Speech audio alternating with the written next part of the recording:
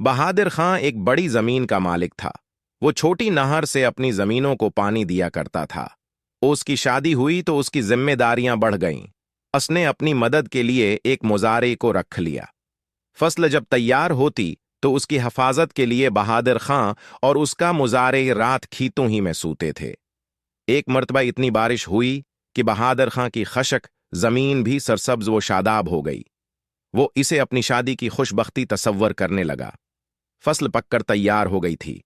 बहादुर खां और मुजारे खलियान में रात गुजारने के लिए रखे हुए थे। उसकी बीवी सरी शाम ही रोटी दे गई थी और थोड़ी देर बाद बहादुर खां का दोस्त आ गया और उसे अपने अजीज की शादी में चलने की दावत दी। बहादुर खां ने मुजारा से कहा, खलियान की हिफाजत करना और मेरे जाने के बारे में किसी से कुछ न कहना, ये ना हो कि किसी चोर को इल्म हो जाए। इस वक्त बहादुर खां के पास 100 रुपए थे। वह इसी वक्त अपने दोस्त के साथ इसके गांव चला गया। रात गहरी हो गई थी। मुजारा ने आग सलगाई तो तेज हुआ से एक चंगारी उड़कर खलियान में जा पड़ी, जिससे खलियान में आग के शाले भड़क उठे। बेचारा मुजारा आग बुझाने के दौरान में खुद भी जलकर राख हो गया। अगली सुबह जब बहादुर खां की बीवी रोटी लाई तो ये देखकर हैरान रह गई कि सारा खलियान राख का ढेर हो गया है।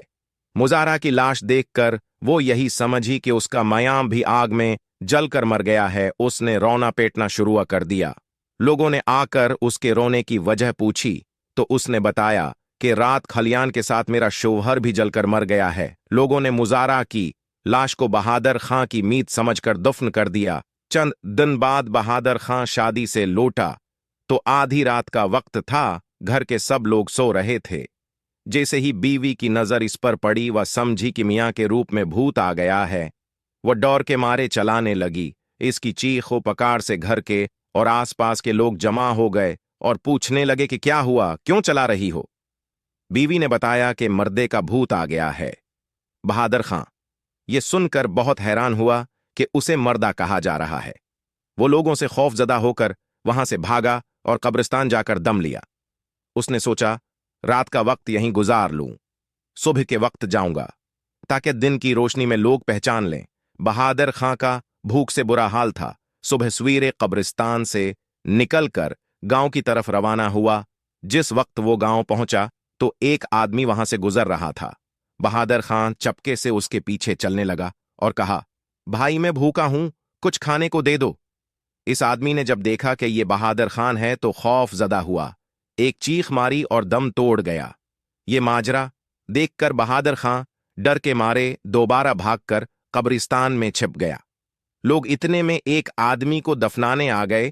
जब इसे सपर्द खाक कर दिया तो खैरात की खजूरें बांटने लगे। एक आदमी बोला, पहले गन लो के कितने लोग हैं, फिर इसी हिसाब से बांटना। दूसरा बोला कि 100 लोग तो जरूर होंगे। बहादुर खां बोल उठा, 100 आदमियों को तो बाद में देना, पहले मुझे मेरा हिस्सा तो दो। बहादुर खां की आवाज सुनकर लोग जौते, बेलचे और खजूरें छोड़कर भाग खड़े हुए। बहादुर खां ने सोचा, ना जाने मैंने क्या कसूर किया है कि लोग मुझे देखते ही भाग खड़े होते हैं। भूख का मारा था ही खजूरों पर टूट पड़ा। आधी रात हुई तो क्या देखता है कि एक आदमी काले कपड़े पहने इसी आदमी की कब्र पर आया और कुछ पढ़ने लगा, जिससे कब्र फट गई और उससे मर्दा बाहर निकल आया। बहादुर खां समझ गया कि ये जादूगर है। उसने सोचा, क्यों न जादू सीख लूं। उसने पीछे से जाकर जादूगर को पकड़ लिया। जादूगर ने कहा, मुझे छोड़ दे। बहादुर खां बोला, तुझे हरगिज़ नहीं छोड़ूंगा जब तक तो मुझे जादू नहीं सिखा देता। जादूगर ने कहा, अच्छा सिखाता हूं, जरा अलग होकर खड़ा हो जा।